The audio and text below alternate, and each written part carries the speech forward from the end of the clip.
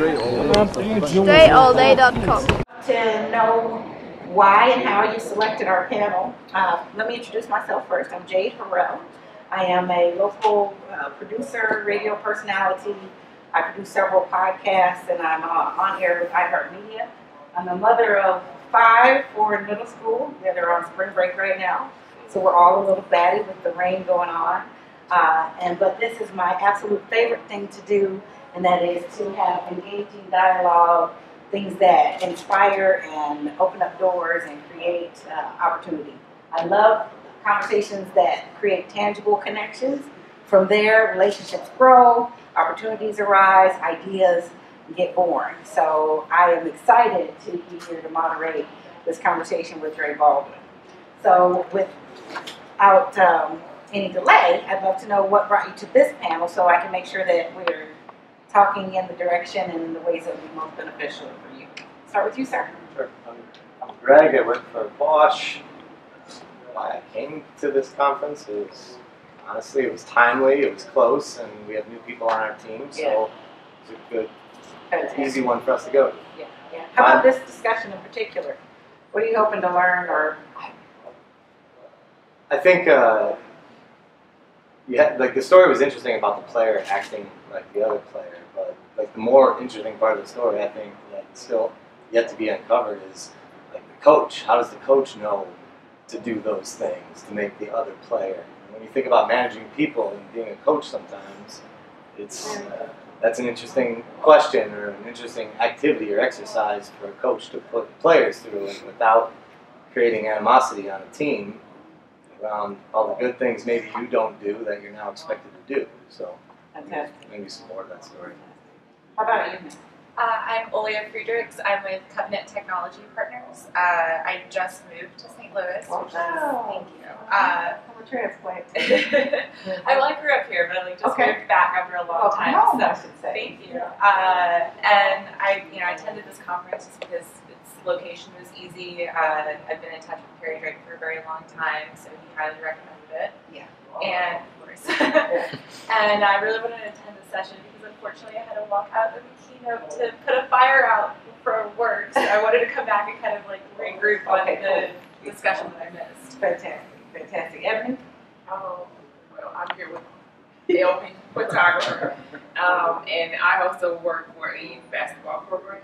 So and learn from his expertise. Yeah. We're lucky that way today. How about you?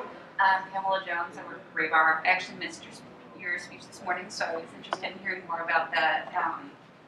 This is my last week in St. Louis. I'm actually moving to Las Vegas next week, so it's kind of timely. Yeah. But I'm still working for the same company out there, and I was interested to know a bit more, and I don't know if you mentioned this morning, that's why I came, about how you built up your subscriber base and keeping them engaged and everything like that, because I know that community engagement is something that a lot of people struggle with. Yeah, fantastic. How about you, sir?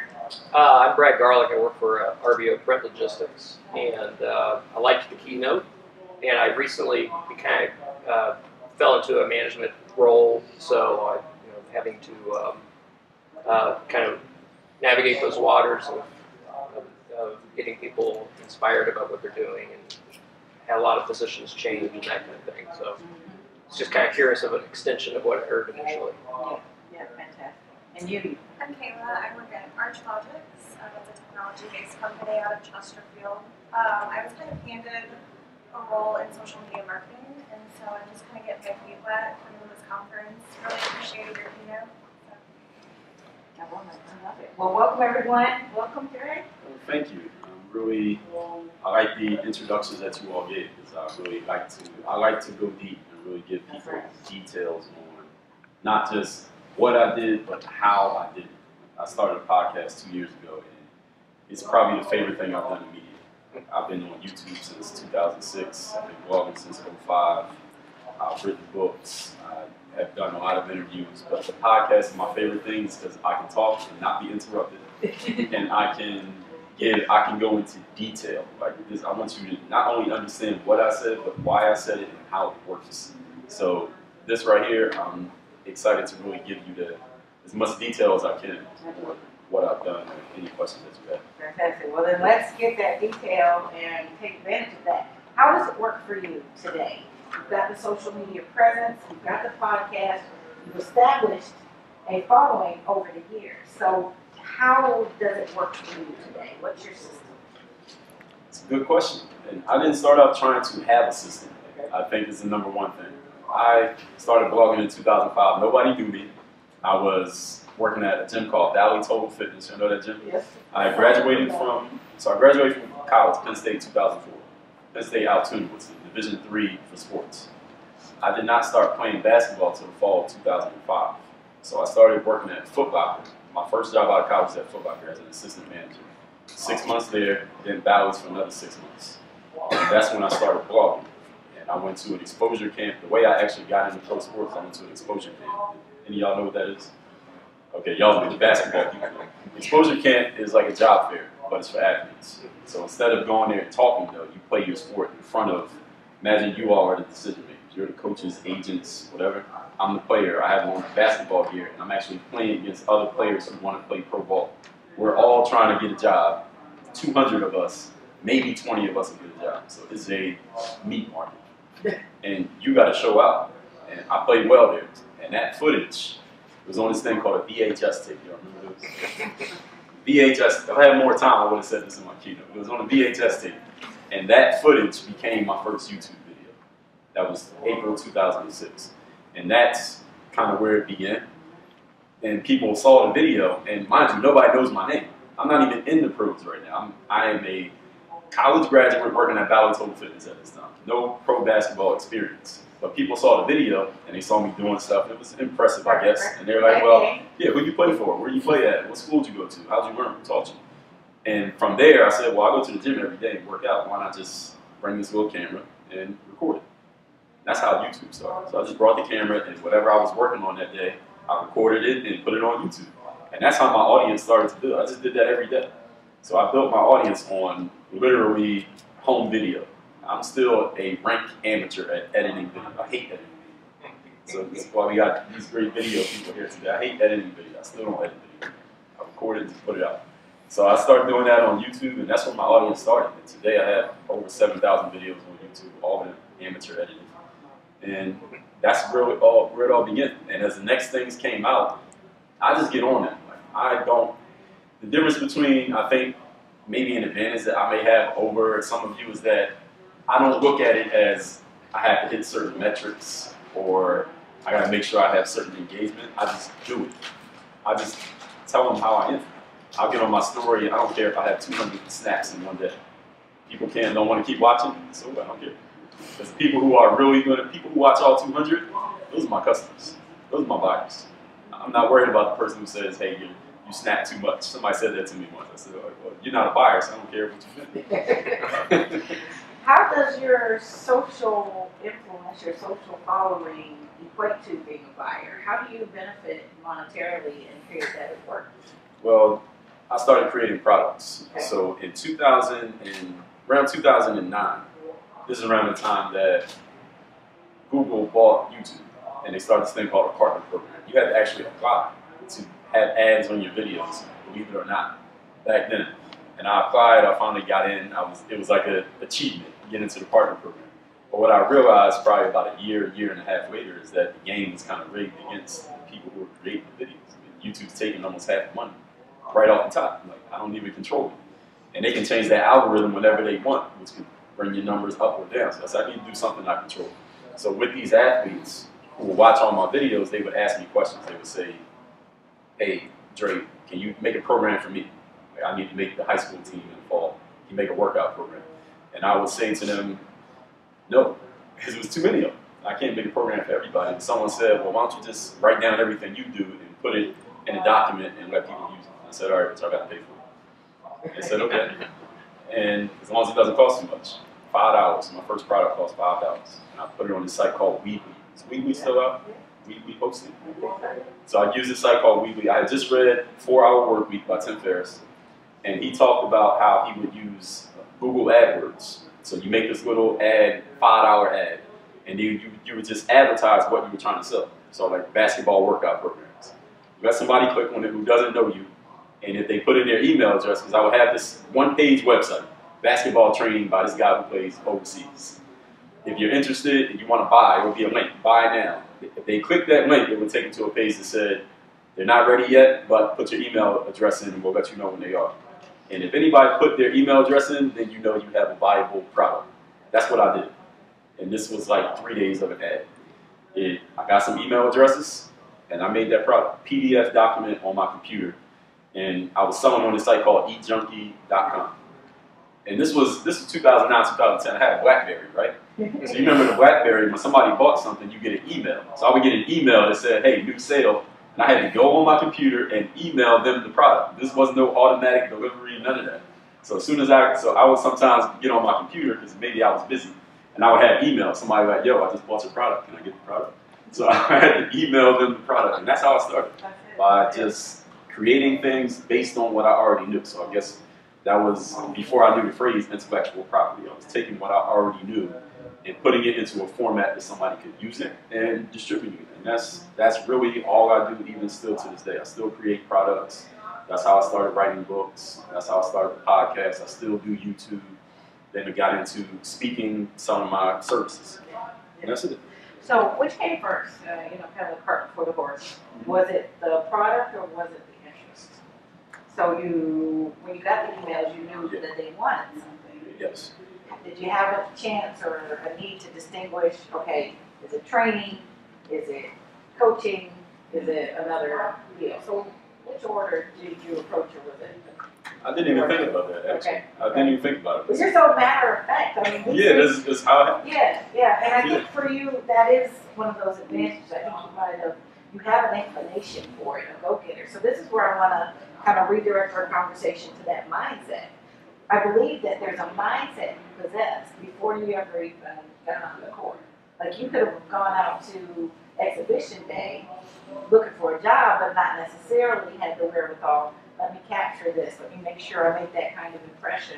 Let me look at this beyond this moment and what that might mean for me. So you teach, you coach, you speak about it. Help us understand that pro mindset that has helped lead to your success.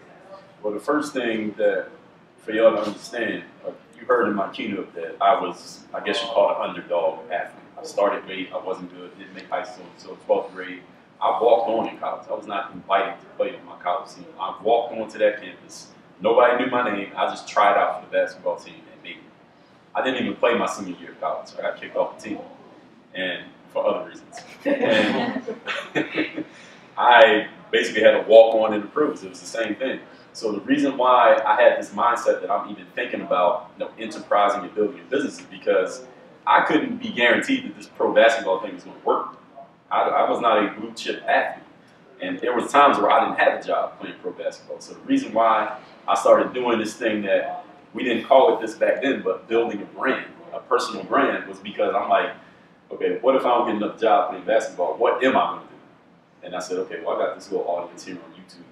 And so I started putting more videos out, and I just went off the questions they were asking led to the product. It wasn't like I'm thinking, all right, I'm going to make videos for 4 years, and then I'm going to sell them a product. There was no strategy there. It was just what they asked for.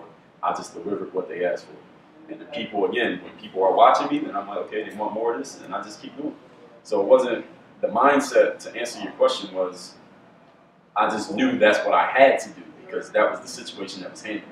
Now, had I been LeBron James and been the #1 pick and had a guaranteed contract, I probably wouldn't have done any of this. I would have had the same, I guess you can call it complacency, that I'm like, okay, well, I got this job, I'm good. But I was not good. I did not have that job, so I had to figure it out. So I was forced to build my business. Well, you're building and established now on a pro level. And so as we're coming to you as aspiring, developing, growing, emerging in various areas, what would you impart now that you do know and you're doing it specifically? What would you impart for us so that we are knowingly going into that mindset in mastering and working our game? Good question. The #1 thing is that people, the only thing that any of us has that's unique is our individualism, is our unique personality, whether that's as a business or a person. I know that when I do my story, nobody can copy that. Somebody could somebody could go hire my video editor. Somebody can go hire another copy editor. Somebody can make a product that's similar to mine, but nobody can copy me being me. So I focus on being me as much as I possibly can because I know nobody can duplicate that. So that's my, what do they call that? Unique selling proposition. Yeah, that's my unique selling proposition is that I'm just being me on a day-to-day basis. So what I would tell a person, an individual trying to build their business or a business is, what is your identity? What are you going to be? What do people expect from you? What's your brand? Because the brand is what people think of you when they mention your name, or when they mention this thing, your name is the one that comes up. So there was a time, now it's very saturated, but on YouTube, if you looked up basketball drills on YouTube, you couldn't see anything but my name. That was my brand. And nowadays, you look up work on your game, you're going to see my name. And when you look up Dre Baldwin, you're going to see work on your game. So it was really just, and again, that was not a strategy. I wasn't reading any SEO books or any of that. It was just, this is who I am, this is what I'm going to do, and I'm just going to keep giving this message over and over again. And whoever messes with the message, and you keep getting it. If you don't mess with it, it's all good. I don't have a problem when you're not messing with it, but I'm going to be who I am, and this is what it is. And luckily, there were some people who bought into it. Yeah, well, there's value. You know, they found the value. And like you said, I love what you said. If they mess with my message, then we found the right man. Yeah, I use some different language for it. Yeah. That's right. This is the family version. Yeah, exactly. I love it. Video version. Now, you could have, and we'll be speaking on personal branding and some other means of expression throughout the conference. What for you was the need to be you in this big way, in this public way? There's some behind the scenes people. There are people who occupy various roles. Why for you was it, I'm going to share and express out loud in this way? Well, and it works, but what was the seed for you? Well, I've always liked performing. Okay. I've always liked to perform. Yeah. Whether it was playing sports or on stage. And I think it's just, I mean, if you talk to a psychologist or somebody will say something that happened in your childhood is driving a lot of the actions that we take as adults.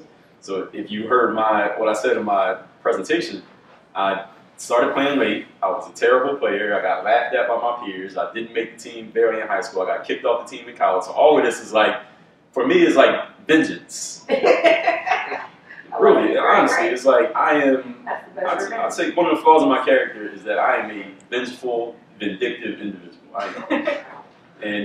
But the difference with me is that I've learned to channel it into positive actions. Because there are people who have things that happen in their youth that leads them to be the same way, but then they do it destructively. They do destructive things. They end up getting themselves killed, end up locked up. I was able to take that same energy. I take that same energy and bring it to the stage. I bring that same energy to writing a book. I bring that same energy to this conversation right here. That same energy to playing sports, which was, I felt like I needed to prove myself.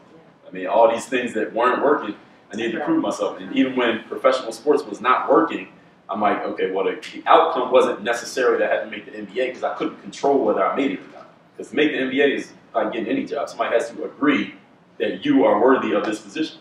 So I can't control whether another person agrees or not. But what I can control is what I do. So I had to do something that put me in control so that I could still reach that success, whatever we want to call success. So it was really a mindset of proving myself. And I still feel that way. It's kind of like it's not a conscious thing. I don't wake up every day and say, I got to prove myself. Right. It wasn't like that, but it's still that underlying thing that is driving probably everything that I'm doing. If someone were to deconstruct my mindset, I think it would come down to that. Fantastic. The greatest form of revenge is success. Yeah.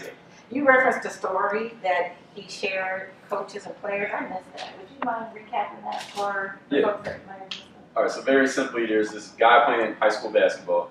A coach says to him, today, instead of you just playing regular, each one of you is going to go through the day playing like one of your teammates. So however your teammate plays, you play like him. And someone's going to beat you, and they're going to play like you. So this is your way of seeing your flaws through your teammates' eyes. Instead of me saying it, somebody's going to show you your flaws. So this guy, who was the character in the story, he was an average player, below average player on the team. But he got assigned to be the best player on the team that day. Like, your job is to play like the best player on the team. So he goes out and he plays like amazing. And everybody's like, oh my God, where's this coming from? And I call it the super you, which is just unlocking your highest level of confidence. So not only did he access all his skills, but he also gave himself permission to not be him anymore. Like, okay, I'm gonna just step out, like being an actor. Okay, I'm not gonna be me. I'm gonna be Denzel in Training Day. What was that guy? I'm gonna be that guy all day. It's not like what an actor does for a living. I'm not gonna be me. I'm gonna be this all day. And sometimes I watch movies and TV shows. I'm like, why don't you just stay being that? Why would you not? Why would you even want to go back? How would you answer that for that guy? How come you wouldn't stay being that, especially in something like basketball? Right. So the reason why I'm gonna have a question back there. We'll get to it. Let me tell the rest of this. The reason why he wasn't able to do it, and this is what I say when I speak to pro athletes, this is what I say to them. The reason he couldn't maintain it is because he was an amateur. He was 16 years old. But the pros, there's no excuse. And the pros, if you know you can play at this level and you don't, you shouldn't be there. And actually in the pros, if you can play at this level and you don't, most of the time you're out of the job. You're gone. If you're not a first round draft pick, let's say I had made the New York Knicks, from playing overseas and my same background, but I made the Knicks, I'd probably be one of the last guys on that bench. When you watch the game, you see those guys cheering. If I didn't play as best as I could every day, I'd be gone. I wouldn't last a whole season on that team because they could easily find another guy who would do the same thing that I can do. So in the pros, you have no choice because there's only 12 jobs. Football is only 50 jobs. Like, you know how many people are trying to get in those jobs? It's ridiculous. Millions. So you got to bring it in the pros and sports because everybody can see, are you doing your best or are you not? In the work world, I found that you can kind of mail it in and get by and get away with it. But in the sports world, you can't because everybody's watching. So that was, and what was the question specifically? I know you had a question. Yeah. I mean, it was more around the coach, right? I mean, that's like profound for a coach to say, like, here's my ideas, I'm going to make you see, right? This is your own little experiment, and it's a little easier to do in sports because everyone's watching, right? Exactly. Like exactly what you said, but how do you translate that to business where, you know, that type of commentary might not fly in the workplace, right? Like, you act like this person and do all the bad things that they do and do all the good things they do as well. So I think it will work. What's that? I think it will work. Yeah. We may get lulled, I think in the business world, we get lulled into a sense of feeling like nobody's watching. And because that immediate pressure isn't there, that's why we lax. But the truth is, even though someone's not assigning your position will change. The people that are here presenting or the people that are going to occupy those spaces, it happens because of your level of engagement. And I think we need to embrace and own, and I know you coach and teach this, that that's the mindset. You have to have that mindset and confidence that, hey, I am here to show and prove and be at my best because that will determine my level of achievement and success. Yes, ma'am. All right. It can be a very long answer, but make it very short but clearly so that it helps me. My question is, in your life, when was the highest point in your life? When was the lowest point? And what strengthened you, your strongest point, you make it through that wave of life? So the last part of the question was what? Strongest point, your strongest point that make your ups and down go through the smoothly as of now. So you mean like what's my best personal attribute that allows me to? When is your highest point in your life? You feel like I made it, and you know what you dreamed and achieved, and then coming down, and it was so dreadful.